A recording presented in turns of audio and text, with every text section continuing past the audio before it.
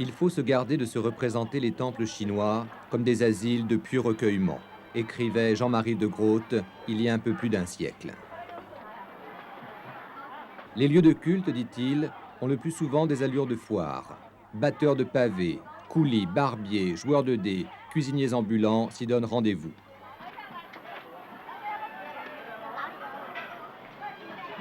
De Groot, qui est arrivé en 1877 dans la province méridionale du Fujian et que l'on peut considérer comme le premier ethnologue occidental à avoir travaillé en Chine, nous a laissé une remarquable description de toutes les fêtes célébrées annuellement dans la ville d'Amoy.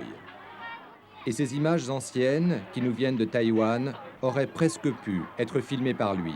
La Chine qu'il nous décrit est exactement la même.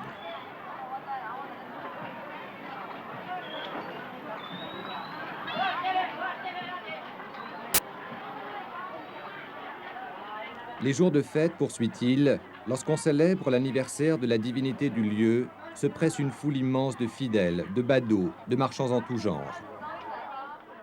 Le temple est la maison de tous. On y vient en couple, en famille, avec ses offrandes d'encens, d'argent, de nourriture. À l'entrée, le grand brûle-parfum reçoit les bâtonnets d'encens offerts au ciel. Offrande initiale, essentielle lorsqu'on entre dans la demeure des dieux.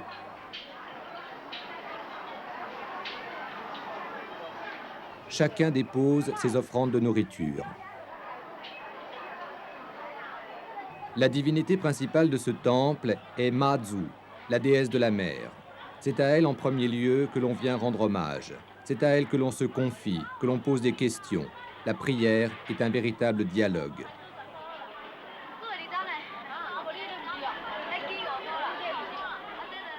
La divinité répond par l'oracle, par les deux petits blocs en forme de croissant de lune qu'on jette par terre. Selon la manière dont ils tombent, la réponse est oui, non, peut-être.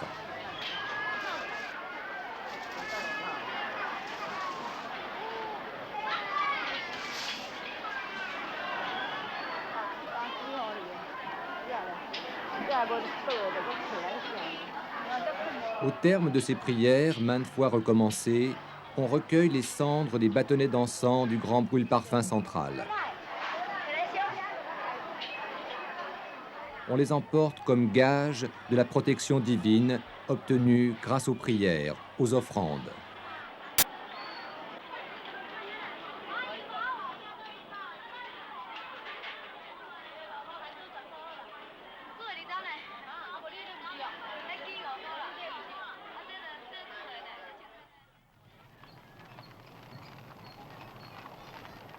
Brûler de l'argent dans le four du temple est également une offrande aux dieux qui président à notre destin.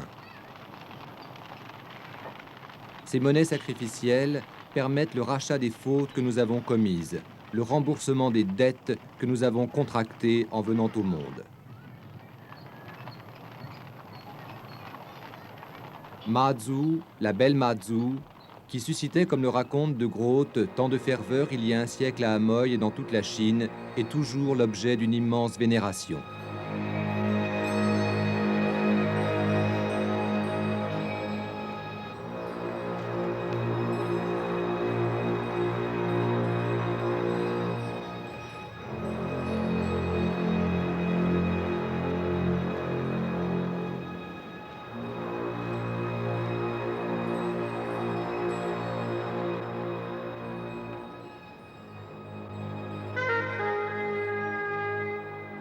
Fille de pêcheurs de l'île de Meizhou, au large des côtes du Fujian, Mazu naquit il y a tout juste 1000 ans.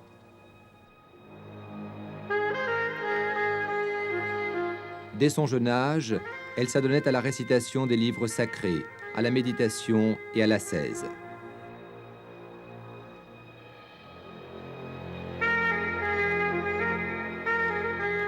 La légende dit qu'un jour de grande tempête, elle porta secours à son père et à ses frères en danger de mort. Les frères, à leur retour, firent le récit de leur sauvetage. Sur la mer déchaînée leur apparut une grande figure blanche qui prit dans chacune de ses mains les mâts de leur bateau et entre ses dents le navire de leur père. Mais alors qu'ils approchaient du rivage, le bateau de leur père fut soudainement englouti par les flots. En effet, Mazu, pendant sa transe extatique, alors qu'elle était en train de les sauver, fut réveillée par sa mère et elle lâcha le bateau du père.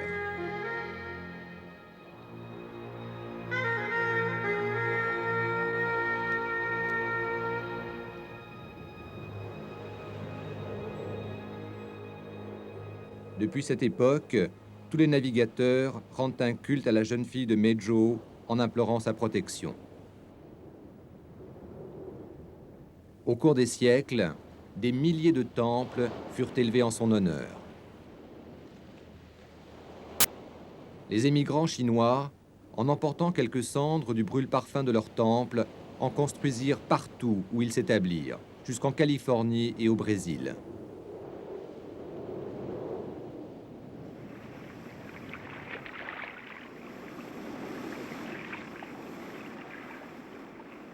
Mazu étend sa protection bien au-delà des communautés de pêcheurs. Elle est la sainte patronne des enfants, des femmes et de nombreuses corporations. Elle est aussi la divinité protectrice de l'île de Taïwan.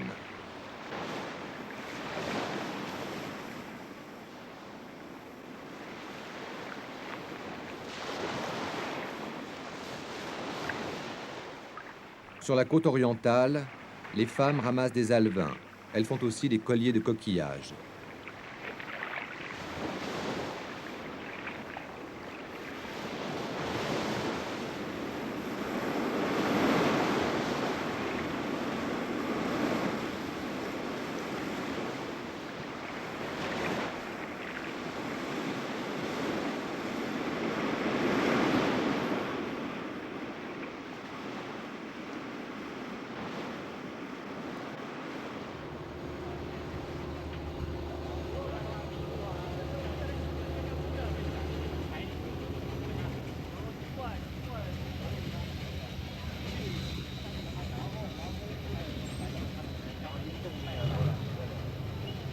La grande majorité des habitants de Taïwan est originaire de la province du Fujian. En arrivant ici, ils ont reconstruit pierre par pierre leur temple et tout l'univers de leur province natale.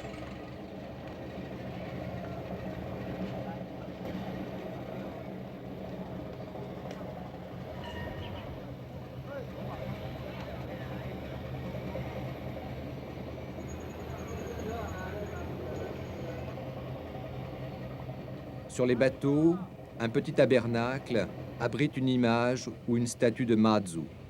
Avant de quitter le port, on lui fait une offrande à bord ou dans le temple du village.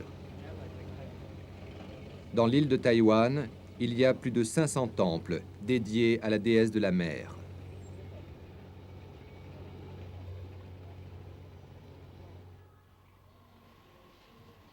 Mazu, qu'on appelle aussi la reine du ciel, est entourée de 2 assistants, Tien Lien, celui qui voit à 1000 li, et Shun Fong Ar, oreille de bon vent.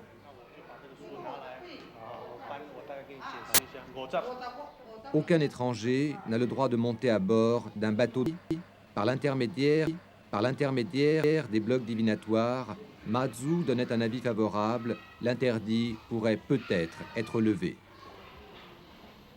Wang Yofeng, le capitaine du chalutier baptisé Dragon Victorieux, m'accompagne pour consulter l'oracle.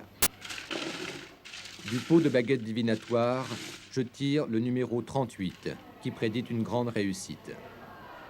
Je jette les blocs une première fois. La réponse est peut-être. Mais les 3 fois suivantes, les blocs tomberont un côté yin, un côté yang. La réponse est affirmative.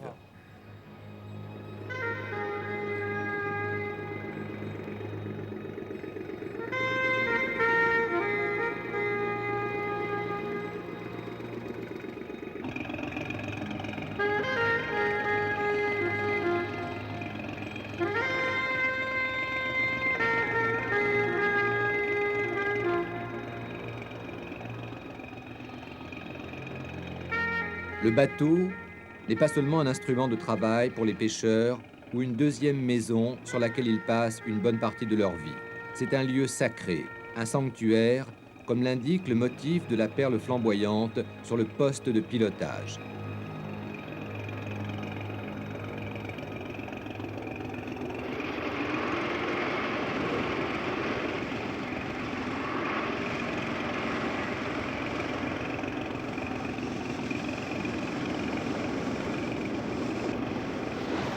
On attend, on regarde le ciel, et toutes les 2 heures, on tire les filets.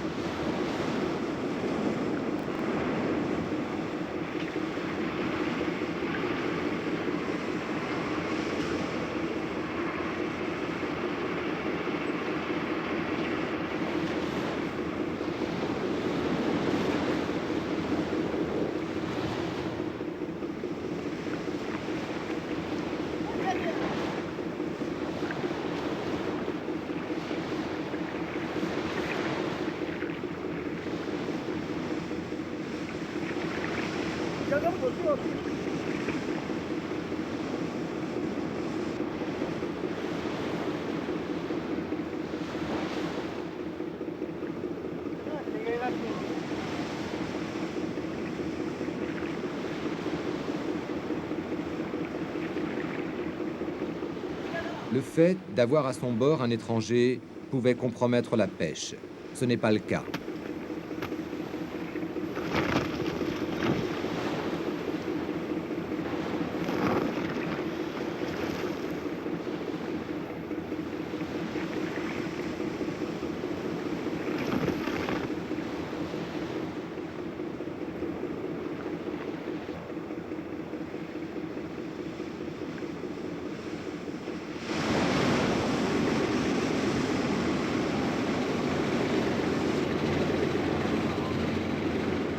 L'idée première de ce film était d'aller de port en port et de filmer la mer en partageant le plus longtemps possible la vie des pêcheurs.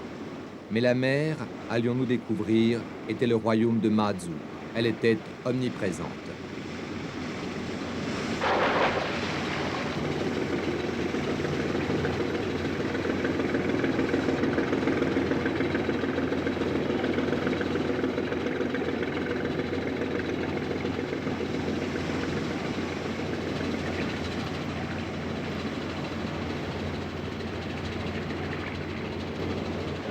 La pêche à la madrague est l'une des plus spectaculaires. De la hune, on scrute l'horizon. Et puis, lorsqu'un banc de poissons est en vue, on accélère brusquement. Et à moins d'une centaine de mètres, les 2 bateaux se séparent, déroulant leurs grands filets de poupe pour les encercler.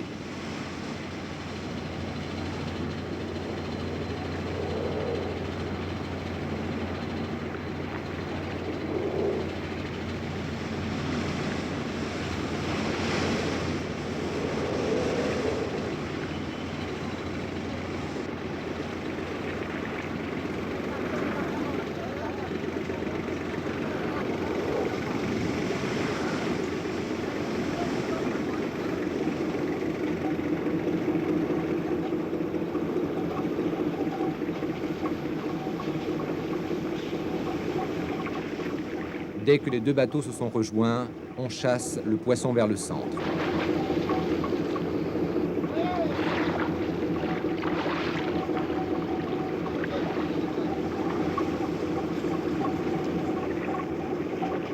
De part et d'autre, les équipages remontent le filet.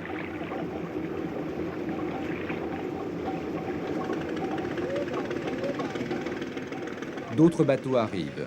Ce jour-là, la pêche allait être miraculeuse.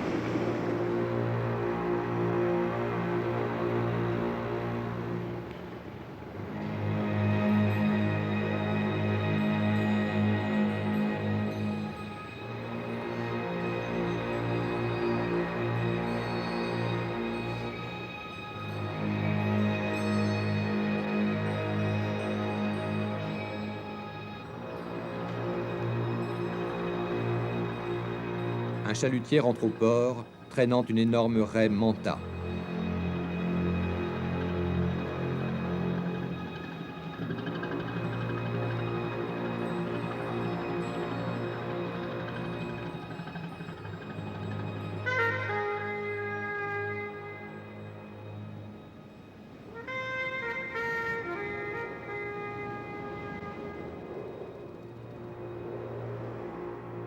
Sur ces jonques de haute mer qui croisent encore dans la baie de Hong Kong, les Chinois du Xe siècle, qui venaient d'inventer la boussole, sont partis à la conquête du monde.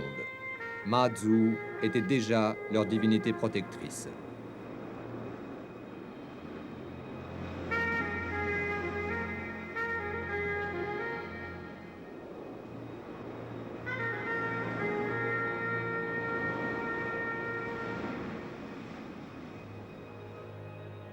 Les taoïstes l'identifient à une force cosmique.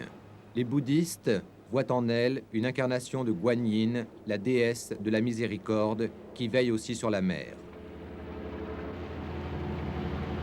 Divinité universelle, Ma Zhu, le 23e jour du 3e mois lunaire, jour de son anniversaire, est fêté solennellement partout où des temples lui ont été dédiés.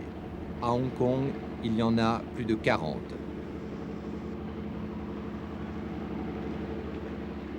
En route, les pèlerins jettent aux esprits des eaux et aux âmes des noyés des monnaies sacrificielles.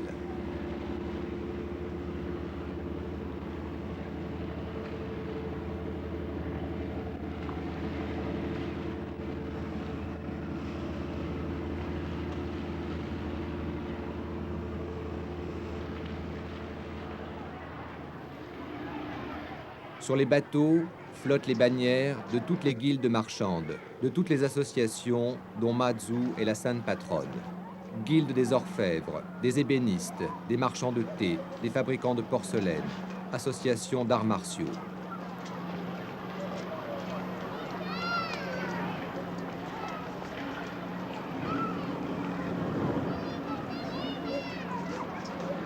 On apporte des offrandes, des habits d'apparat en papier rouge comme cadeau d'anniversaire.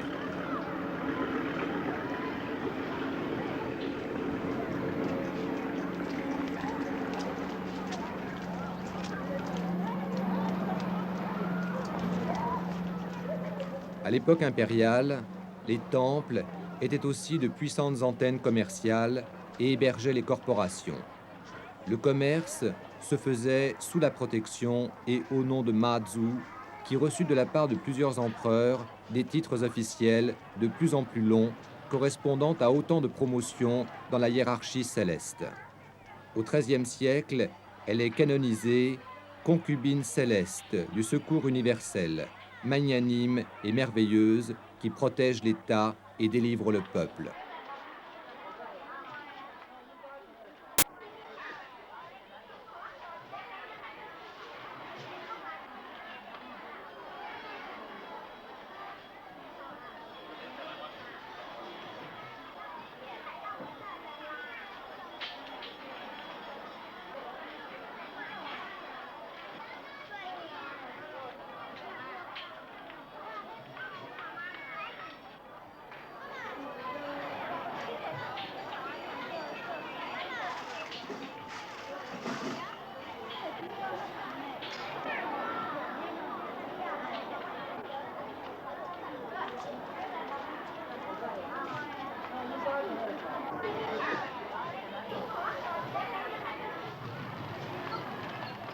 Vêtements, monnaie, encens sont brûlés, transformés par le feu pour parvenir au ciel.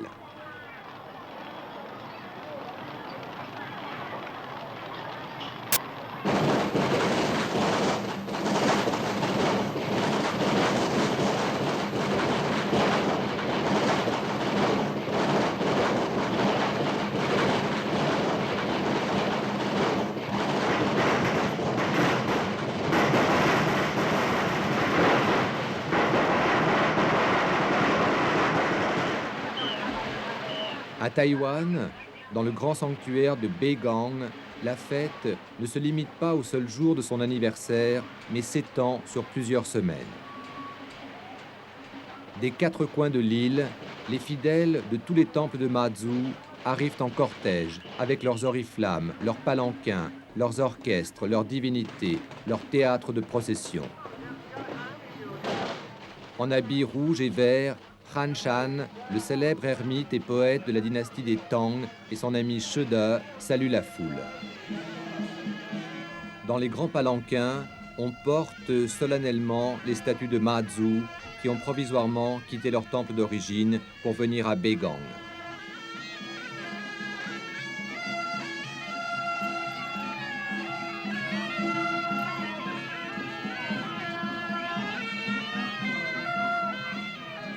Les pèlerins apportent aussi les statues de leurs hôtels domestiques ou de leurs associations. Ce sont tous les corps divisés de Mazu provenant de tous ces lieux de culte qui se rassemblent à Beigang.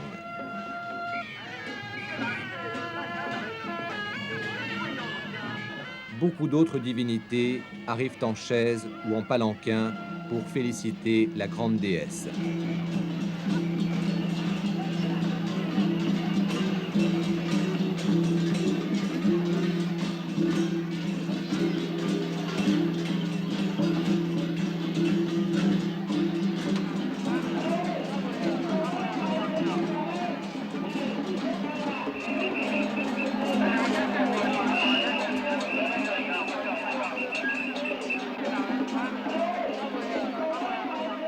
Les porteurs ont du mal à suivre les mouvements brusques de leur palanquin qui témoignent de la présence et de la puissance de la divinité qui y est assise.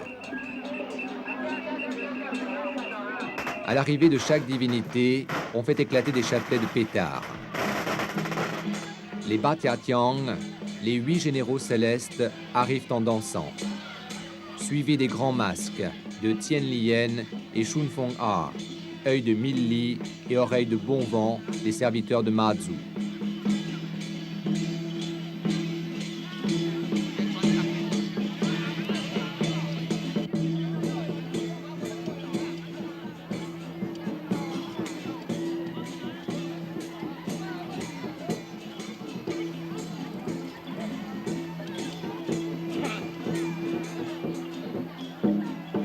Les personnages au visage peint incarnent des dieux martiaux. Possédés, ils se mortifient et versent leur sang pour prouver leur invulnérabilité.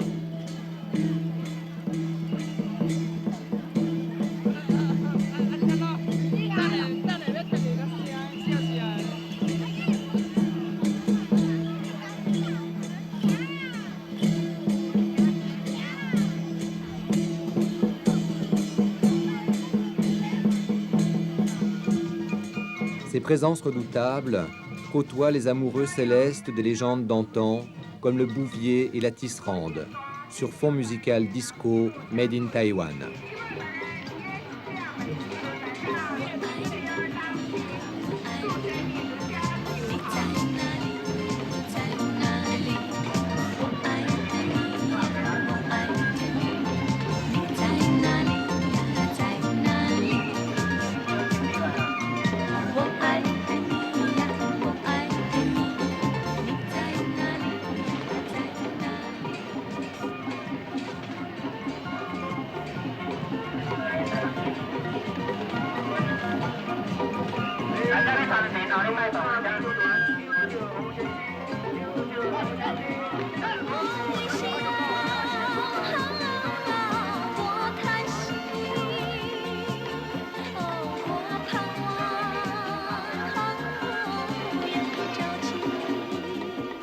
Dans ce très singulier corso fleuri se retrouve Wang Shaotun, la belle princesse mariée à un barbare, et la légende du serpent blanc.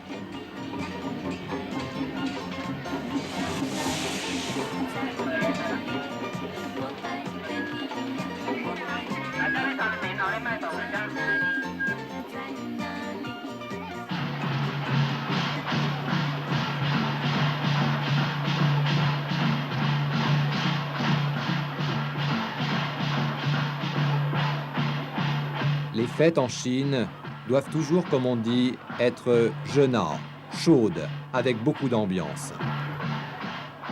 Une troupe de jeunes filles, entourées d'un cercle d'admirateurs, exécute la danse des tambours fleuris.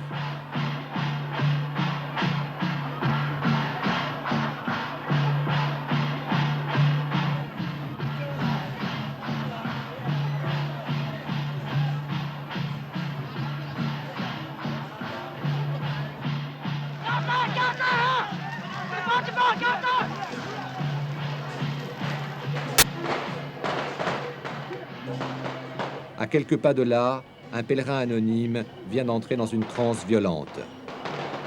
Transe sauvage, mais immédiatement maîtrisée et récupérée par ses compagnons qui le déshabillent et lui mettent le tablier de brocart que portent les enfants de divination.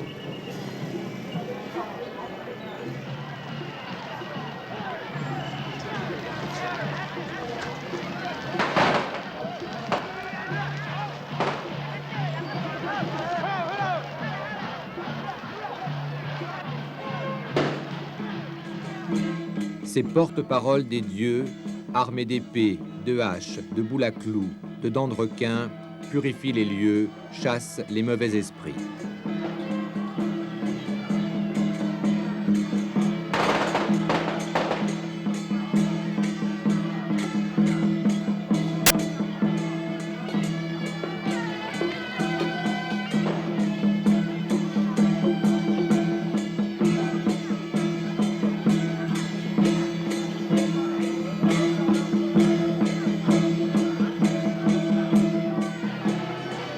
Une femme médium, tenant son fanion d'émissaire céleste dans une main et une boule à clous de l'autre, entre dans le temple, suivie des anciens de son village.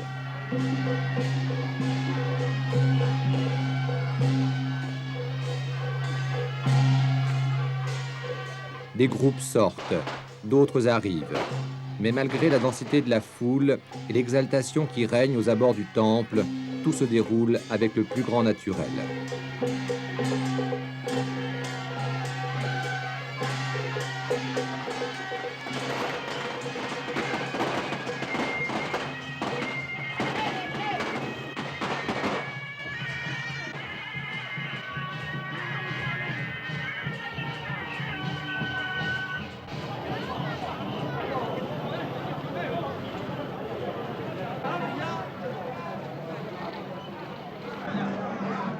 Les mortifications des médiums sont l'expression de leur ferveur et du rachat des fautes de la communauté. On ne leur prête aucune attention particulière. Ce sont des fidèles comme les autres.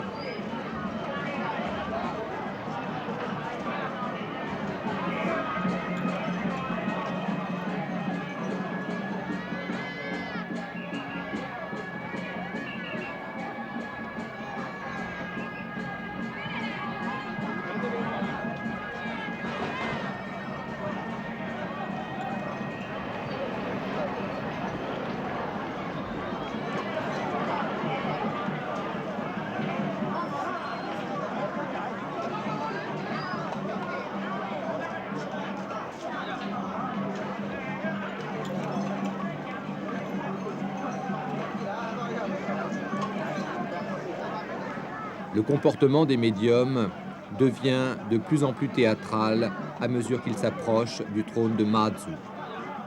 Autour d'eux, plusieurs personnes sont chargées de les protéger, de les conduire, de les retenir si leur violence est excessive, de recueillir aussi leurs oracles.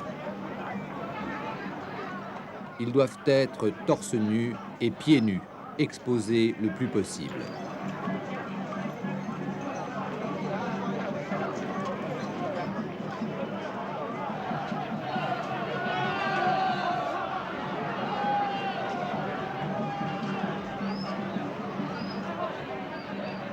Toutes les divinités, en entrant ou en sortant du temple, passent au-dessus de la fumée d'encens du grand brûle-parfum dédié au ciel. Les médiums président à cette traversée purificatrice, sanctificatrice.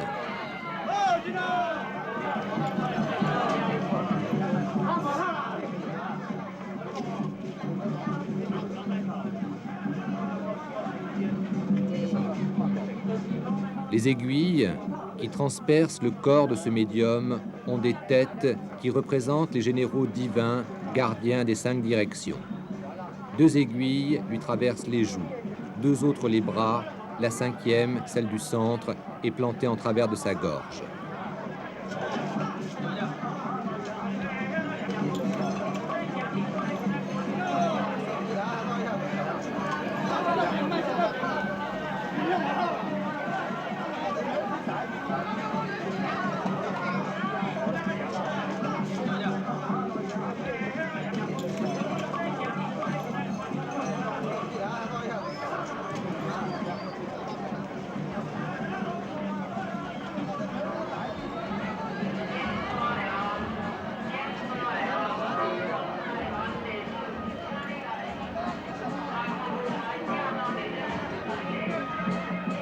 Le médium, axe du monde, corps divin supplicié, crucifié au Saint-Orient, professe sa foi. Il est un élu de Mazu. Ses blessures ne lui causent aucun mal.